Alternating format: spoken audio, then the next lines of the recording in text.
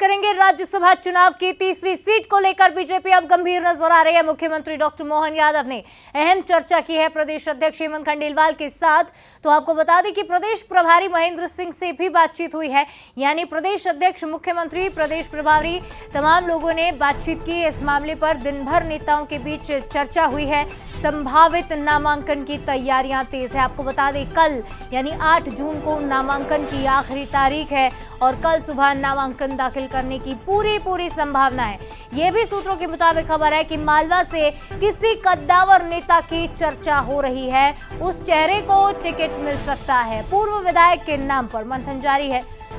तो 2 नाम सामने आ चुके हैं, तरुण चुग जो पंजाब के हैं और एक रजनीश अग्रवाल जो बेसिक लेवल से कार्यकर्ता के तौर पर काम करते आए, प्रवक्ता के तौर पर काम किया और लगातार प्रदेश संगठन महामंत्री के तौर पर काम करते आए और अब आखिरकार उन्हें राज्यसभा उम्मीदवार बनाया गया। लेकिन अब ये तीसरा फेस कौन होगा, इस पर ज्यादा बातचीत करते हैं। हमारे साथ एग्जीक्यूटिव एडिटर मनोज सैनी जी सीधे जुड़ रहे हैं। मनोज जी, सबसे बड़ा सवाल यही उठेगा कि अगर तीसरी सीट पर बीजेपी आएगी तो चेहरा कौन होगा, क्योंकि मालवा से किसी कद्दावर नेता की चर्चा है। कौन से वो नाम हो सकते हैं जो हमें दिखाई देंगे? नाम लेना उचित नहीं होगा, लेकिन एक कद्दावर नेता, एक पूर्व विधायक के नाम की चर्चा बड़े जोरों पर है। बल्कि ये मानकर चलिए कि यदि गणित फिट बैठ गया तो तीसरा कैंडिडेट भी भारतीय जनता पार्टी का दिखाई देगा। इसको लेकर दिन भर से चर्चाएं चली है, तमाम सारे नेताओं के बीच में बात हुई है और बात में ये बात अब स्पष्ट हो चली है कि बहुत गंभीर है भारतीय जनता पार्टी, क्योंकि कांग्रेस के भीतर से ही कुछ विधायकों ने संपर्क भी साधा, ऐसी खबरें हैं। और उन विधायकों को लेकर अब टटोला जा रहा है, क्या वो साथ दे पाएंगे।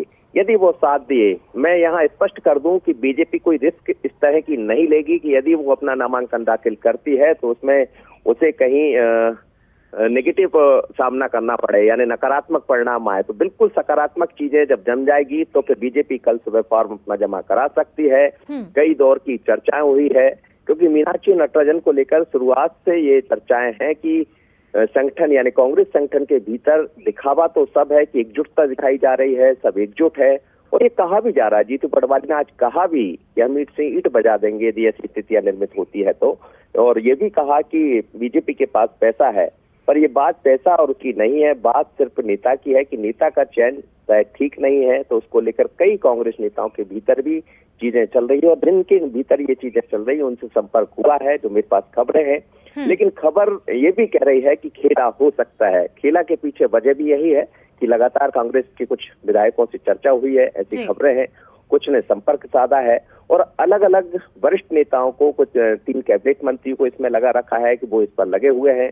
बाकी अन्य वरिष्ठ नेता जो जिस क्षेत्र के हैं वो क्षेत्र से संपर्क साधे हुए। भारतीय जनता पार्टी के तमाम सारे विधायक भोपाल में ही मौजूद है और कल सुबह तस्वीर साफ हो जाएगी। लेकिन संभावना अब गहराती जा रही है, बनती जा रही है कि बीजेपी खेला कर सकती है। निश्चित तौर पर, और जिस तरह के समीकरण बनते दिखाई दे रहे हैं, मालवा से वो कोई चेहरा हो सकता है, लेकिन अभी फिलहाल सस्पेंस बरकरार है।